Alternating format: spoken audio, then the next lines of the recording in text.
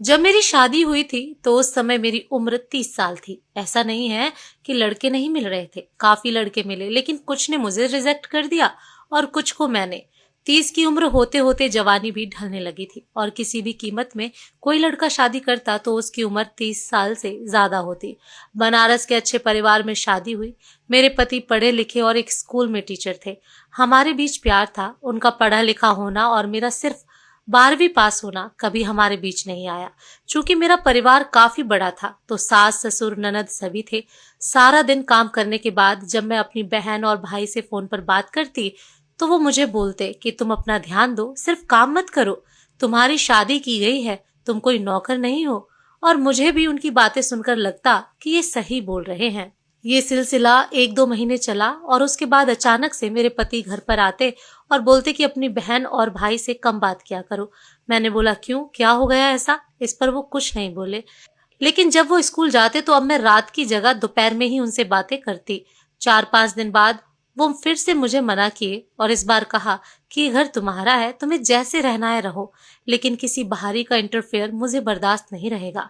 जब मैंने अगले दिन ये बात अपने भाई और बहन को बताई तो वो भड़क गए और बोले तुम बोलो तो अभी घर आके उन्हें बताते हैं। काफी भला बुरा बोला। यहाँ तक बोला कि तुम्हें कोई दिक्कत है तो आ जाओ यहाँ वापस। अगली सुबह पति ने मुझसे मेरा फोन ले लिया और बोला आज के बाद तुम अपने मायके वालों से बात नहीं करोगी। मुझे लगा कि मैंने घर पे सब बात बताई है। हो सकता हो मेरे भाई और बहन ने इन्हें उल्टा सीधा बोला हो। इसके अलावा मेरे पति ने और कुछ नहीं बोला।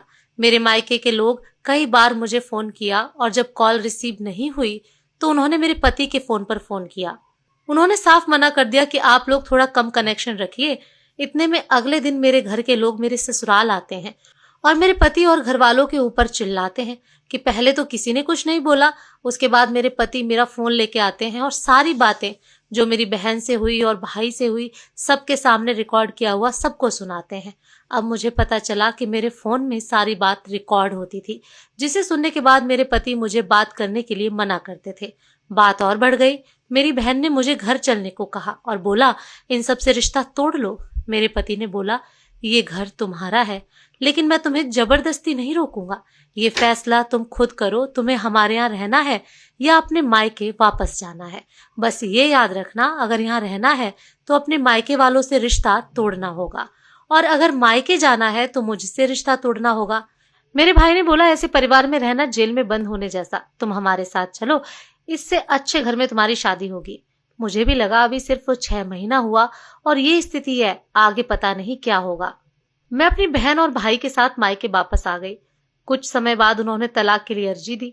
मैं अंदर से डर गई और सोचा एक बार फिर से मौका दिया जाए, लेकिन तभी मेरी बहनों ने मुझे मना कर दिया और तलाक के साथ ये मांग रखने को कहा कि शादी में लगे सारे गहने दें और जो पैसे खर्च हुए हैं वो दें।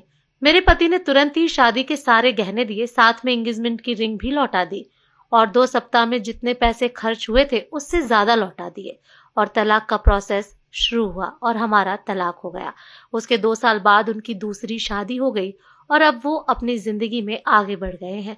इस बात को हुए 10 साल का समय बीत गया और मेरी उम्र 40 साल हो गई।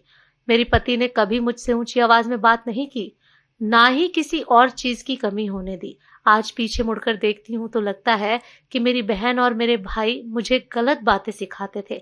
मेरे पति मुझसे बस ये उम्मीद रखते थे कि मैं घर तोड़ने का काम ना करूं। आखिरी बार भी उन्होंने मुझे ऑफर दिया था, लेकिन मैंने अपनी मूर्खता से उसे ठुकराकर उनके आत्मसम्मान को ठेस पहुंचा दी थी। तभी शादी के पैसे और गहने सब कुछ वो तुरंत वापस कर दिए। आज मैं अकेली हूँ। मेरे 2 भाई और 3 बहन हैं, लेकिन सब अपने में व्यस्त हैं। दोनों भाई अपने परिवार में व्यस्त हैं और दोनों बहनों का अपना घर है और वो बखूबी उसे संभाल रही हैं। अगर सही समय पर मैंने अपने मन की बात सुनी होती और पति की बात मानी होती तो आज मुझे ये दिन देखना नहीं पड़ता। जो लोग भी ये स्टोरी सुन रहे हैं, अगर उनकी शादी नहीं हुई है, खास तौर पर लड़कियां, तो आप एक बात याद रखिए, आपका घर आपका ससुराल है, उसे आप पहली प्राथमिकता दीजिए, क्योंकि मायका सिर्फ माँ बाप से होता है।